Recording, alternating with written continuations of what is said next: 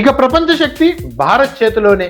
ప్రపంచ ఆర్థికాభివృద్ధికి చైనా, భారత్ చోదక శక్తులుగా మారాయని ఐఎంఎఫ్ గణాంకాలు చెప్తున్నాయి. వీటిని ఎలన్ మస్క్ నెట్టింట పంచుకున్నారు. పవర్ చేతులు మారుతోందని కామెంట్ చేశారు.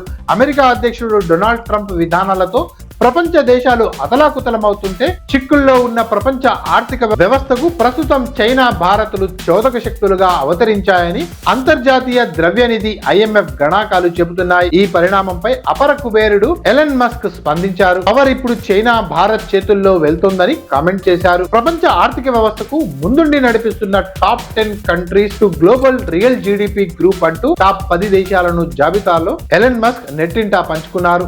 ఇందులో చైనా 26.6%తో మొదటి స్థానంలో ఉండగా భారత్ 17%తో రెండవ స్థానాన్ని కైవసం చేసుకుంది.